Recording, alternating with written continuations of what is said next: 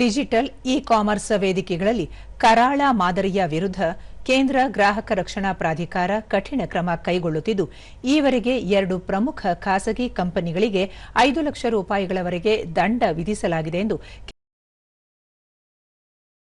ಹೇಳಿದ್ದಾರೆ.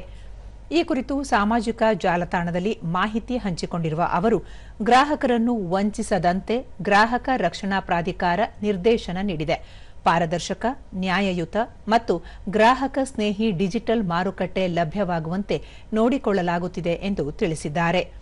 ಕೇಂದ್ರ ಗ್ರಾಹಕ ರಕ್ಷಣಾ ಪ್ರಾಧಿಕಾರದ ಮುಖ್ಯ ಆಯುಕ್ತರಾದ ನಿಧಿ ಖರೆ ಮತ್ತು ಆಯುಕ್ತರಾದ ಅನುಪಮ್ ಮಿಶ್ರಾ ನೇತೃತ್ವದಲ್ಲಿ ಕಾರ್ಯಾಚರಣೆ ನಡೆಸಿ ಗ್ರಾಹಕರನ್ನು ದಾರಿ ತಪ್ಪಿಸುವ ಮತ್ತು ಡಿಜಿಟಲ್ ವೇದಿಕೆಗಳಲ್ಲಿ ಆಯ್ಕೆಗಳ ಮೇಲೆ ಪ್ರಭಾವ ಬೀರುವ ಕರಾಳ ಮಾದರಿ ಬಳಸಿದ್ದಕ್ಕಾಗಿ ಈ ದಂಡ ವಿಧಿಸಲಾಗಿದೆ ಎಂದು ಹೇಳಿದ್ದಾರೆ.